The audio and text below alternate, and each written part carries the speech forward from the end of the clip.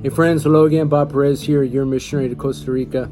I'm not quite sure how to start this video, but as many of you know, my wife went through a really difficult time. We had a really difficult term the last couple of years. And I guess it was back in October of this past year. My wife had to go, or the year prior. No, yeah, the year prior. My wife went away to a place in Florida, and she was there for a month, and it was Izzy and myself home there in Costa Rica. And it was just a really difficult time. She was dealing with anxiety, depression, panic attacks, and for the longest time I was just kind of carrying the family, and sometimes you don't realize how much life takes its toll on you. And I know that Michelle, she's written about it and she's told her story, but I realized today I've never shared my story, and I just wanted to take a few minutes to share my story with you, if you guys don't mind. And you know, when I was just a teenager, the reason I'm a missionary is because when I was just a teenager, I was in a church, Blackwood, New Jersey, Bethel Christian Center, left-hand side of the church, 3 pews back, in the middle of a worship service, hands lifted high, when God called me to missions. And when God called me to missions, He called us to the country of Cuba. And I can't say that we've ever been to Cuba. We haven't gone there yet as missionaries. We're still assigned to the country of Costa Rica. But something happened along the way that even before we got our first assignment in the country of Chile, I was hit by a bus, just blindsided. And all the reports say that it was my fault. I don't remember it. I got a helicopter ride. I was in a coma for a week. I woke up in a vegetative state, and I was that way for a little while. I would drool, and I couldn't see. I had to wear glasses, and I was just in really bad shape. And the devil did a number trying to take me out.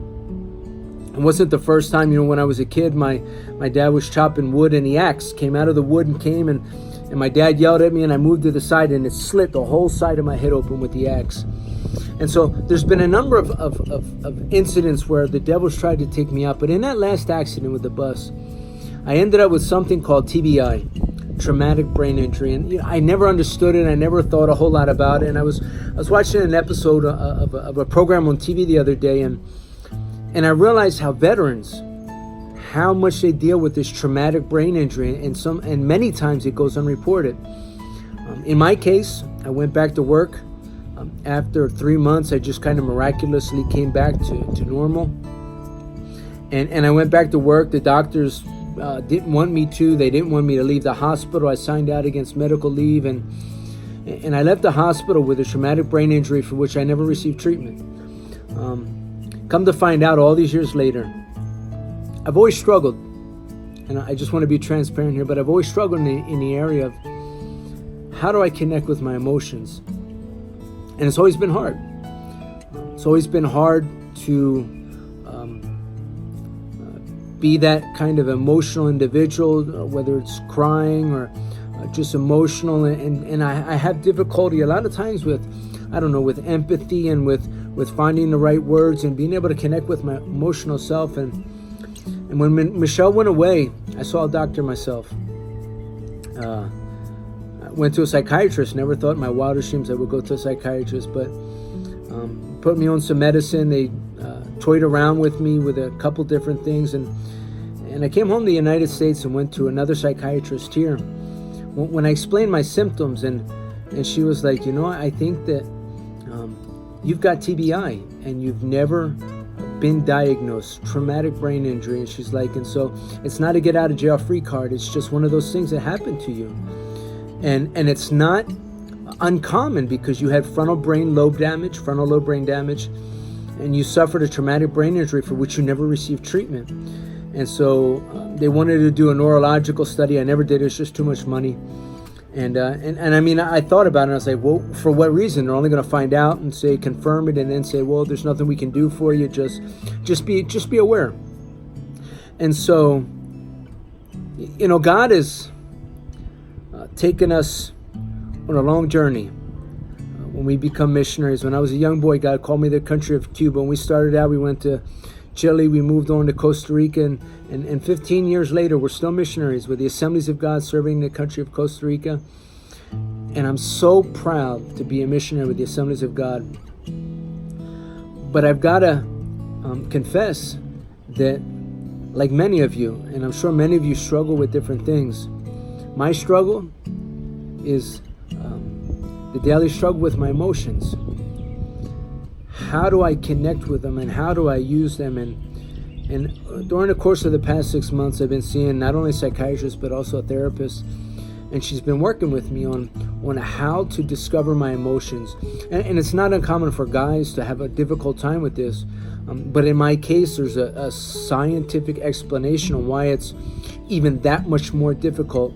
And so I was talking to my pastor today, and he said, well, do you think that there's any way to overcome it, and is it always going to affect you? And the short answer is, I don't know.